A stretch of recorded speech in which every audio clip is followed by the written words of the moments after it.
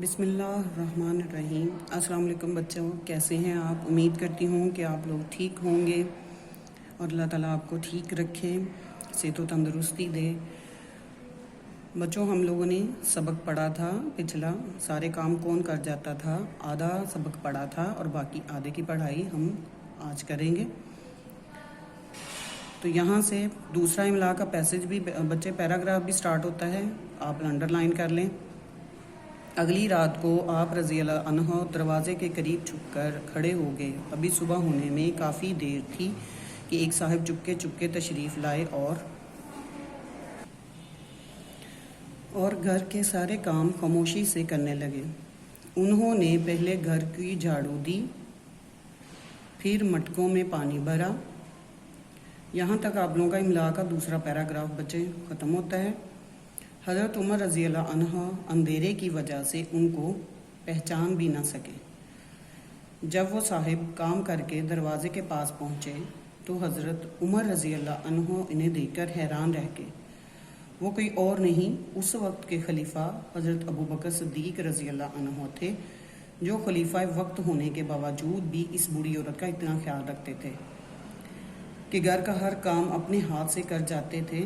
حضرت عمر رضی اللہ عنہ نے کہا، امیر المومنین رضی اللہ عنہ، پہلے تو یہ سارے کام میں کرتا تھا، اب آپ رضی اللہ عنہ یہ سب کیوں کرنے لگے ہیں؟ حضرت ابوبکر صدیق رضی اللہ عنہ نے جواب دیا، اس وقت میں امیر المومنین نہیں تھا، خلیفہ بننے کے بعد یہ میری ذمہ داری ہے کہ میں ہر وقت فرد کا خیال رکھوں۔ امیر المومنین بچے کہتے ہیں مسلمانوں کا اعلیٰ حاکم، یہ اس کا معنی ہے۔ تو یہ ہماری یعنی کہ پڑھائی کمپلیٹ ہوگی، یعنی کہ مکمل ہوگی ہے اس سبق کی۔ تو بچوں، آپ لوگوں نے اب اس سبق کے آگے ہم سوال جواب کرتے ہیں۔ اگلا پیج اوپن کریں۔ بچے، آپ لوگوں کو پہلے میں بتاؤں گی، کسی شخص کی خوبی یا خاص عادت کی وجہ سے اسے جس نام سے پکارا جائے وہ نام لقب کہلاتا ہے۔ مثلا ابوبکر صدیق، یعنی کہ انہوں نے سچ کی گواہی دی جب رسول پاک صلی اللہ علیہ وسلم معراج پر تشریف لے گئے، تو لوگوں نے بھاگ کر جا کے کہا ابوبکر صدیق کو کہ ابوبکر، تیرا نبی یہ کہتا ہے کہ وہ آسمانوں کی سیر کر رہا ہے۔ ان کا خیال یہ تھا کہ حضرت ابوبکر صدیق اس بات سے مطلب ان کے ساتھ مل جائیں گے یا ان سے کہیں گے کہ ہاں وہ جھوٹ کہتے ہیں، لیکن انہوں نے کہا کہ اگر نبی پاک صلی اللہ علیہ وسلم یہ کہہ رہے ہیں کہ وہ آسمانوں کی سیر کر کے آئے ہیں تو بے شک وہ آسمانوں کی سیر کر کے آئے ہوں گے۔ تو یہ پہلے حضرت ابوبکر صدیق تھے جو نبی پاک صلی اللہ علیہ وسلم کے اس بات کو انہوں نے سچ مانا، اسی لیے ان کو صدیق کا لقب ملا۔ ٹھیک ہے، تو ایسی مختلف واقعات میں یعنی کہ حضرت عثمان رضی اللہ تعالیٰ عنہ بہت زیادہ امیر تھے، تو اس لیے ان کو غنی کا لقب دیا گیا، یعنی کہ وہ انہوں نے مال و دولت سے مسلمان کی بہت مدد کی۔ اسی طرح حضرت علی رضی اللہ تعالیٰ عنہ بہت زیادہ بہادر تھے، ان کے سامنے کوئی بھی یعنی کہ نہیں، یعنی کہ بہادر سے آدمی نہیں ٹک سکتا تھا، تو ان کو شیر خدا کا لقب دیا گیا۔ ٹھیک ہے، اسی طرح باقی بچوں یہاں پہ القاب دیے گئے ہیں، شیر خدا، سیف اللہ، غنی، فاروق، خلیل اللہ، روح اللہ، کلیم اللہ، ذبیح اللہ، تو یہ القاب دیے گئے ہیں۔ تو یہاں پہ نبی، انبیاء علیہ السلام اور یہاں پہ صحابہ کرام رضی اللہ عنہ، ان میں سے جو لقب اگر وہ صحابیوں میں سے کسی کا ہے تو اس کے آگے اس کا نیم رائٹ کر دیں، یعنی کہ لکھ دیں، اور اگر جو انبیاء کرام کا ہے تو اس کے آگے وہ لکھ دیں۔ تو یہاں پہ میں نے لکھا ہوا ہے، آپ بچے آپ لوگوں نے اپنی کتاب پہ لکھنا ہے۔ حضرت ابراہیم علیہ السلام خلیل اللہ، یعنی اللہ کا دوست۔ حضرت موسیٰ علیہ السلام کلیم اللہ، یعنی کہ اللہ تعالیٰ سے بات کرنے والا یا کلام کرنے والا۔ حضرت اسماعیل علیہ السلام ذبیح اللہ، یعنی کہ اللہ کی راہ میں قربان ہونے والا۔ حضرت عیسیٰ علیہ السلام روح اللہ، یعنی کہ اس کو حضرت عیسیٰ علیہ السلام کو روح اللہ اس لیے کہتے ہیں کہ اللہ تعالیٰ نے ان کو یہ معجزہ دیا ہوا تھا کہ وہ مردوں کو زندہ کر دیتے تھے، تو اس لیے انہیں روح اللہ کہا جاتا ہے۔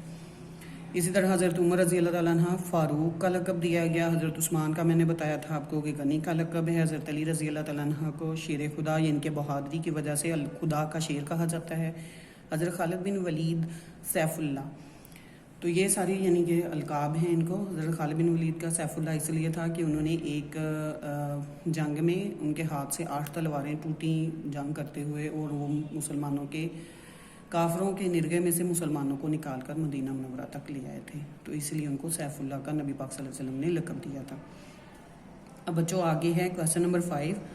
ये बहुत आसान है, मदरजा झैल जुमलों को है और हैं की मदद से मुकम्मल कीजिए। आपको पता है ना कि वाहद के लिए है इस्तेमाल होता है और जमा के लिए हैं इस्तेमाल होता है, लेकिन एहतराम के तौर पर मतलब आप वालदा हैं, वालद हैं, किसी बड़े का जिक्र है या किसी बुज़ुर्ग का जिक्र है, तो इसमें हम हैं भी इस्तेमाल करते हैं, वो चाहे एक ही हो।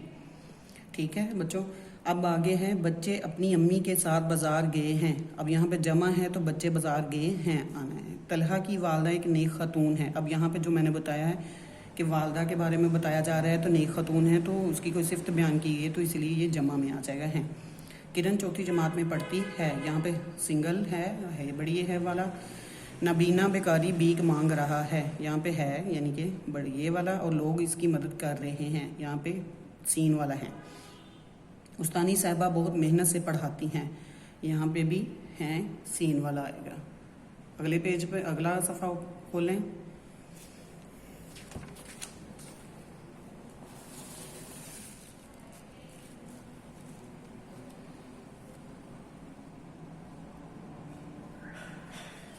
अगले सफ़े पे थी और थी आ जाएगा, यानी कि जमा और वाहद का ये भी है। बच्चियां खेल रही थीं, रुखसाना अपना काम दिल लगाकर करती थी।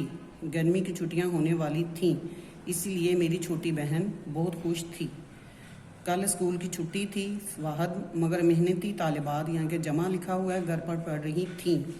कल गैस की फरहमी बंद थी, इसलिए गाड़ियाँ मामूल से कम थी। ये बच्चों आज का हमारा इनके सबक और उसका वर्क पेज वो ख़त्म हुआ।